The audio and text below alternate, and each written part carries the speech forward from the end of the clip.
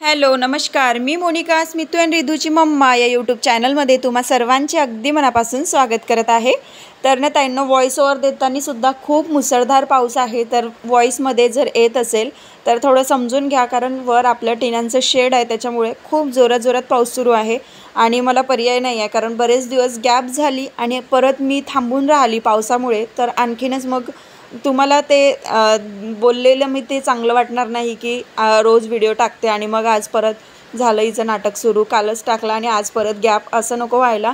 आणि मलासुद्धा मग एक कसं रेग्युलरिटी यायला व्यवस्थित चांगलं वाटेल, म्हणून मग म्हटलं चला आता पाऊस असो काही असो तेवढं काही आवाज जाणार नाही। तर इथे ना माझी सकाळची धावपळ जी आहे ती सुरू झाली। पहिली ड्युटी संपली, आता स्मितूला नेऊन द्यायची, ते झालं। स्वयंपाक केला, त्याच्यानंतर जे काही शिल्लक राहिलेलं होता पोळ्या वगैरे त्या सगळ्या मी आटपून घेतल्या आणि दादा घरी नसल्यामुळे ना थोडक्यात थोडासा स्वयंपाक कमीच असते म्हणजे माझी। आणि सकाळी उठली ना तेव्हा खूप पाऊस सुरू होता, आता थोडं सोकल्यासारखं दिसत आहे, कारण 2-2.5 तासाची गॅप पडली मधात आणि झाडल्याबरोबर लगेच परत पाऊस आला। पाऊस काही थांबत नाही आहे, गडचिरोलीमध्ये ना खूप पाऊस आहे। मागे 15 दिवस खूप असे दिवसभर रात्रभर पाऊस सुरूच होता, आता सोमवारी फक्त उघडलेला होता आणि आता परत चालू झाला। असं पावसाची एकदम बिकट परिस्थिती आहे, म्हणजे कुठं जर जायचं यायचं म्हटलं ना तर पावसामुळे पूर्ण स्टॉप होऊन जावं लागते। तर असो ते चालायचं पावसाचं।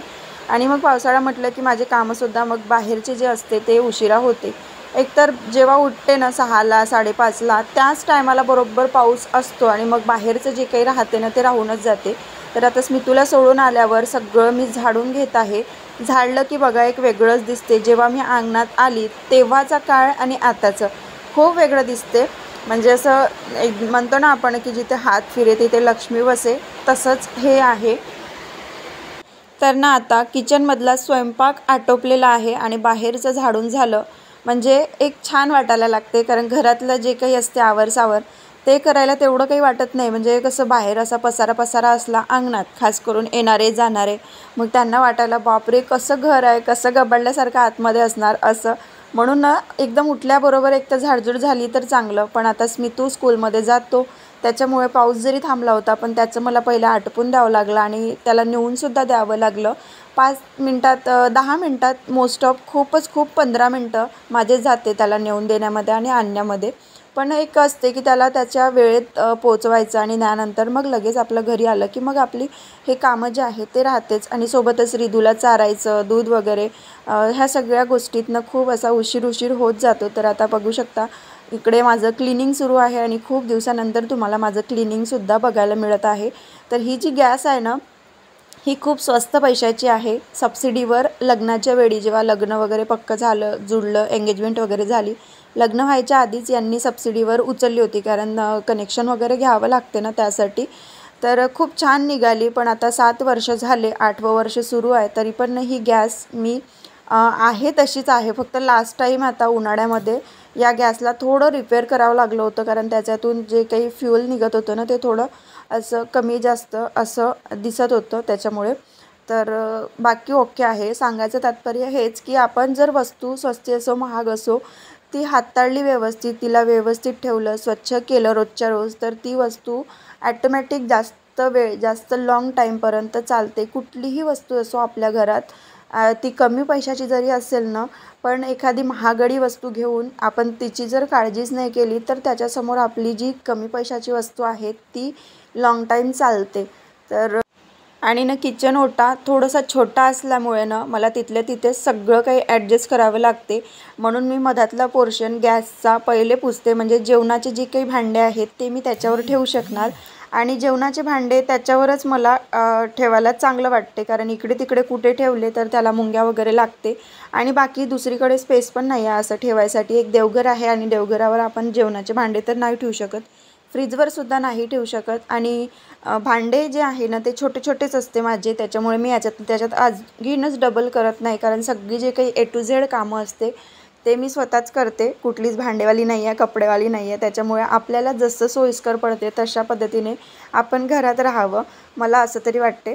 तर त्याच प्रकारे ना मी काय करते, तर जेवण आहे तसं शिल्लक सगळं असते, फक्त स्मितूचा थोडासा टिफिन जातो, त्याच्यातली थोडीशी भाजी जी आहे वाटीभर भाजी ती त्याच्या टिफिनमध्ये जाते, बाकी आहे तशी गंजामध्ये राहते किंवा मग एखाद्या कढईमध्ये। त्याच्यामुळे ना मी त्याच्यातच ठेवते, म्हणजे डबलचा भांड्यांचा व्याप नको. कारण 3 वाजता तो आला की परत त्याच्या जेवणापर्यंत याच्यातलं त्याच्यात, कारण अजून छोट्या भांड्यात काढलं की परत त्याच्यातलं आपण जेवलं मी आणि यांनी, तर मग आणखीनच छोट्या भांड्यात परत काढावं लागेल असं होतेच. कारण आपण छोट्या भांड्यात काढायची सवय असली तर ती सवय लागतेच आपल्याला, याच्यातलं त्याच्यात त्याच्यातलं त्याच्यात, आणि मग भांडे कोण घासणार एवढे मोठे. म्हणून मग मी काय करते की त्याच्यातच ठेवते आणि मग 5 वाजताच्या भांड्यांमध्ये ते सगळं काही स्वच्छ करून घेते, म्हणजेच गॅस ओटा पण थोडक्यात स्वच्छ होऊन जाते.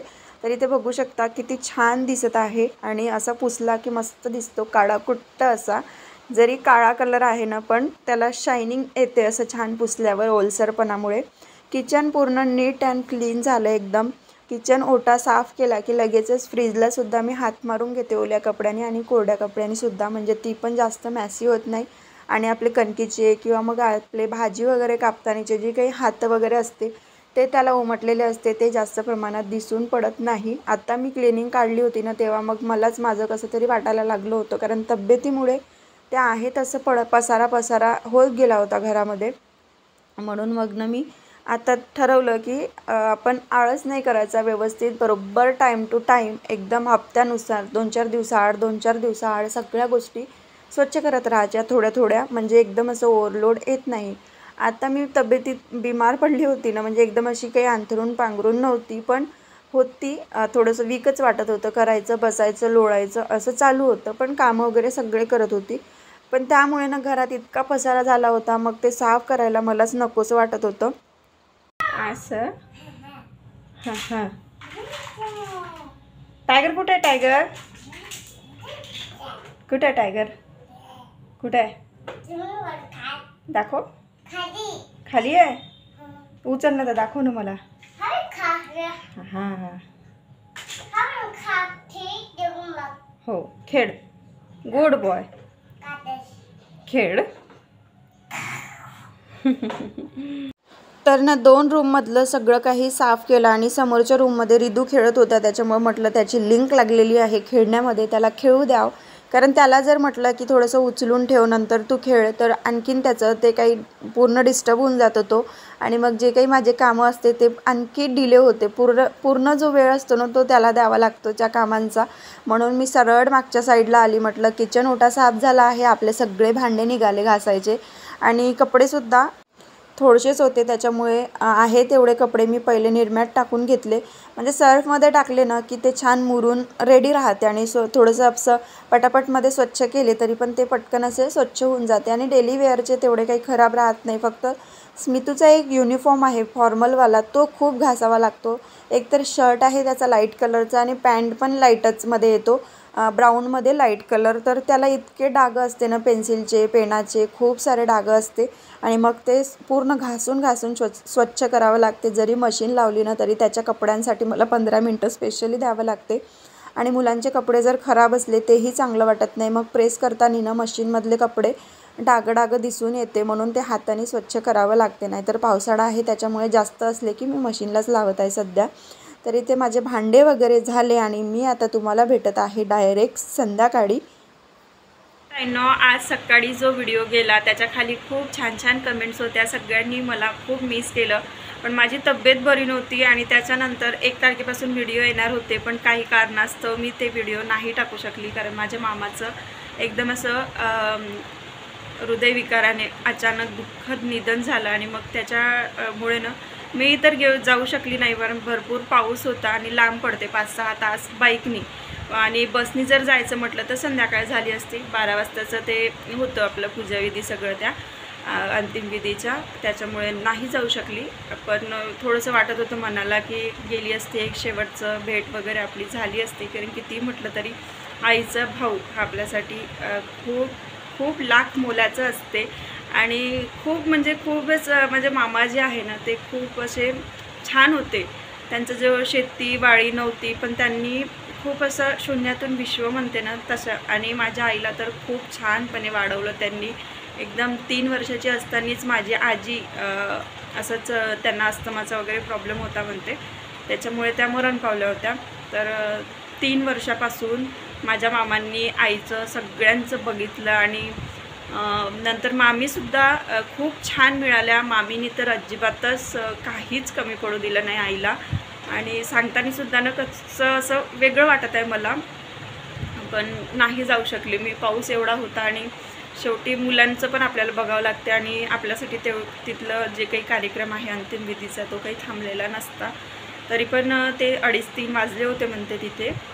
हो गेले होते, रेनकोट घालून गेले होते. उघाड होती योगायोगाने, पण मी जर जायचं म्हटलं असतं तर टू व्हीलरवर 4-4.5 जवळजवळ 5 तास लागले असते. 5 तासाचा प्रवास शक्य नव्हता, त्याच्यामुळे मी नाही जाऊ शकली. पण एक मनामध्ये खंत वाटत होती, त्यामुळेच 1 तारखेला मी व्हिडिओ टाकणार होती. पण मग तेव्हापासून थोडीशी थांबून गेली, कारण माझ्याही मनात थोडंसं वाटत होतं हुरहुर. कितीही म्हटलं तरी बघा, वय जरी झालं असेल ना तरी पण आपल्या जवळचा व्यक्ती जातो ना तेव्हा एक दुःख असतेच मनामध्ये. तर असो, ते दुःख आता शब्दात व्यक्त करता नाही येत एवढं आहे, कारण आईचं त्यांनी खूप केलं, म्हणजे खूपच. आणि मामीसुद्धा खूप छान आहे. आताही मामी चालवतील असं वाटते मला, कारण खूप म्हणजे त्यांचं एक मायाळू स्वभाव, कुणाईबद्दल असं एकदम साधेपणा खूप वेगळा आहे. इवन त्या स्वतः आई सांगत होती माझी की स्वतः दुःखात असतानासुद्धा आईच्या पायाची सतत नस वगैरे लागते झोपेमध्ये, तर स्वतः उठून त्या यायच्या जवळ असं वगैरे त्या मामींचं होतं. तर असं चांगली गोष्ट आहे की मामींनी स्वतः सावरलं. आता तुम्ही कोणालाच इथे बघितलेलं नाही आहे, त्याच्यामुळे जास्त डिटेल सांगून तुम्हालासुद्धा समजणार नाही आहे. जे आहे ते आता आहे फॅमिलीतच. तर चला, आता बनवणार आहे मी मुलांसाठी उक्कड पेंडी, कारण हे नाही आहेत घरी. मग जेवण जे आहे ना, भाजी पोळी ह्या सगळ्या गोष्टी खाऊन एकदम कसं तरी वाटते. आणि बाजार नाही आहे, रविवारीच एकदम गेले ते. त्याच्या आधी तिकडे गेले होते मामाकडे, आणि तिकडे 2-3 दिवस मग सासरी पण शेतीचे वगैरे कामं होते, तिकडे लटकले हे 2-3 दिवस. मग 2-3 दिवस तिकडे, शनिवारला आले, पूर्ण मी साफसफाई केली, परत रविवारला संध्याकाळीच जावं लागलं, असं झालं. तर तेवढ्या चक्करमध्ये मी सगळं करून घेतलं, कारण श्रावण लागणार होता आणि परत दीप अमावस्या होती ना, दीपपूजा ती पण होती.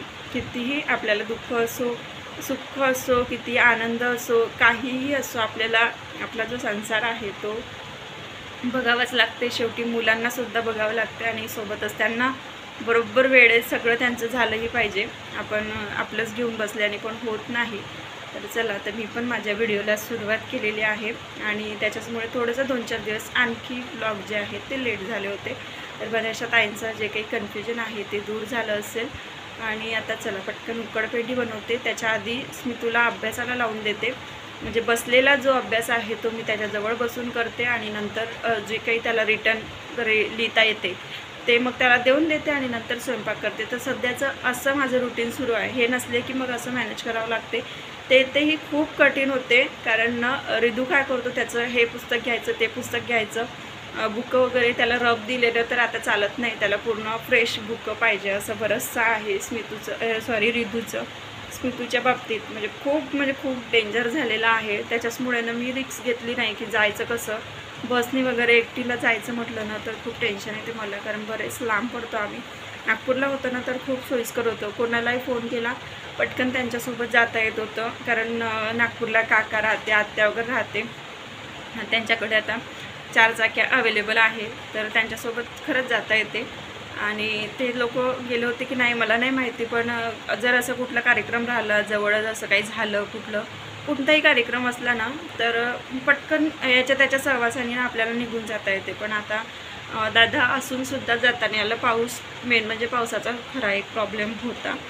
तर असो, चला आता पटकन मी बाकीच्या रुटीनला लागते. तर रिदूला पाहिजे राहते फक्त दादांचे क्रेयॉन्स आणि दादांचं सगळं काही, ते स्मितूचंच याला सगळे पुस्तकं पाहिजे, बुकं पाहिजे. आता काय करणार, पर्याय नाही आहे, त्याला घेऊन तसा अभ्यास करावा लागतो. कधी कधी ना तो पेजेस वगैरे फाडतो, मग हळूच त्याला फेविकॉलनी वगैरे चिपकवून त्याचं मग स्मितूचं मन समजवावं लागते, कारण त्याला पुस्तकावर खूप प्रेम आणि अभ्यासावर देखील तसंच. म्हणजे त्याला खूप रुची आहे, स्वतःहून तो अभ्यास करतो, आणि त्याचं काही होमवर्क वगैरे असेल तर स्वतःहूनच सांगतो की मम्मी हे पेंडिंग आहे. ट्युशनचं असो किंवा स्कूलचं असो, तो स्वतःच सांगतो. तर ताईंनो, इथे बघा असं असते, इकडे रिदूचा पसारा, आणि त्याला पाहिजे असते तो आपला अभ्यास, आणि त्याला पाहिजे असते दादाचं सगळं काही. त्याला आता करू देते, लक्ष ठेवून आणि याचं चाललेलं आहे आता कम्प्युटरचं EVSचं कार्ड. तर जे EVSचं कार्ड जे सब्जेक्ट त्याला हार्ड आहे ते मी करून घेते आणि मराठी, हिंदी किंवा मग मॅथ्स वगैरे त्या गोष्टी मग त्याला स्वतः सांगते सॉल्व करायसाठी. तर असं मॅनेज करते आणि मग नंतर बनवते मी उकडपेंडी. जसं मी तुम्हाला आता सांगितलं त्याप्रमाणेच मी तुला अभ्यास देऊन दिला. मी बाकी जो काही होता त्याच्याजवळ बसून केला आणि करून घेतला त्याच्याकडून, कारण बऱ्याचशा ज्या काही स्पेलिंग्स वगैरे असते त्या मिस्टेक होते त्याच्याकडून, म्हणून मग त्या स्पेलिंग्स वगैरे बसून घ्यावं लागते. आणि जे KG 2 पर्यंतचं त्याचं झालेलं असते नंबर्स किंवा स्पेलिंग्स आणि थोडक्यात जे आईचं किंवा मग हिंदीचं ह्या सगळ्या गोष्टी त्याला इझी जाते, मग त्या स्वतः करतो.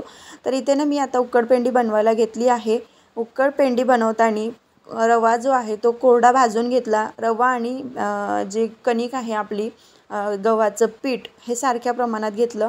नुसतं पिठाचं जरी केली तरी पण छान लागते किंवा मग नुसतं आपण रव्याची नाही करता येत, पिठाचीच, कारण ही उकडपेंडी ही गव्हाच्याच पिठापासून बनते. तर रवा स्किप केला तरी पण चालते. तर इथे ना आता दोन्ही समप्रमाणात घेऊन त्याला छान तूप टाकून भाजून घेतलं. आणि एका ताईनीनं मला तुपाची रेसिपी सांगितली होती की दही टाकून विरजण लावायचं आणि त्यानंतर ते काढायचं. खरंच खूप छान निघालं. पण आता मी जेव्हा गॅप घेतली ना तेव्हा ते बनवलेलं होतं, तर रेसिपी पण शेअर नाही करता आली. नेक्स्ट टाईम करेल तेव्हा मग नक्कीच मी तुम्हाला दाखवेल की तुमच्या सांगण्यानुसार ती रेसिपी कशी झाली ती. तर इथे ना तेल आणि तूप मिक्स करून एका त्याच भांड्यामध्ये घेऊन घेतलं आणि त्याच्यामध्ये जिरा, मोहरी आणि मस्त असा लांब आकारामध्ये कापलेला कांदा आणि लसणाच्या किडल्या गोल गोल साईजमध्ये कापून घेतल्या, त्या इथे ॲड केला. या स्टेजला आपण कढीपत्तासुद्धा टाकायचा असते, पण मी थोडी विसरली, नंतर टाकला, कारण कढीपत्ता फ्रीजमध्ये ठेवलेला आहे आणि तो सोकल्यासारखा आहे. टाकायचा की नाही असा विचार केला, पण या रेसिपीमध्ये कढीपत्ता टाकला की छान टेस्ट येते. त्यानंतर आपले जे काही असते थोडे मसाले ते टाकलेले आहे. हळद, तिखट, धनिया पावडर, गरम मसाला मी स्किप केला, कारण गरम मसाल्यामुळे मला खूप असे प्रॉब्लेम व्हायला लागलेले आहे, म्हणून मी थोडा स्किप केला, नाहीतर त्यांनी पण ह्याच्यामध्ये छान टेस्ट येते. त्यानंतर कढीपत्ता टाकला. आता थोडंच अवेलेबल होतं, सांबार अवेलेबल नव्हता, तोसुद्धा नाही टाकला. आणि इकडे पाणी उकळायला ठेवलेलं होतं, थोडं गरम झालं आणि तसंच मग टाकून दिलं. तर उकड येऊ दिली आणि त्यानंतर जे काय आपली भाजणी होती, भाजणी भाजताना मात्र खूप छान भाजायची, खमंग वास सुटतपर्यंत, जेणेकरून ते पोटाला आपल्या सुख देईल. कारण कणकेचं असते आणि ते आमची आजी वगैरे म्हणायची की भाजा छान, म्हणजे कमी जास्त शिजला तरी पण मग ते पोटाला सुख देईल. आणि नेहमी आमच्याकडे काय असते, जेव्हा झड लागते, दिवसभर जो पाऊस लागतो ना त्या पावसाला झड बनते. ते झड जर राहिली तर त्या दिवशी आमच्याकडे म्हणजे माझ्या माहेरी उकडपेंडी ही बनतेच आणि माझ्या बाबांना खूप आवडते, म्हणजे त्यांची हे फेवरेट आहे. बाकी जेवण भाजीपोळी नाही दिली तरी चालते, पण हे जे बनवून दिलं ना तर त्यांना खूप आवडते. वरून थोडं पाणी कमी वाटत होतं, त्याच्यामुळे मी पाणी टाकलं आणि कमी गॅसवर ठेवून दिलं. काय चाललं आहे तुमचं दोघांचं? हां, हे सोप्यावर चेअर, मी तू मोठा आहे ना पिल्लू, नेऊन ठेव चल. बादशाह चल चेअर नेऊन ठेवा. मी नेऊन ठेवू.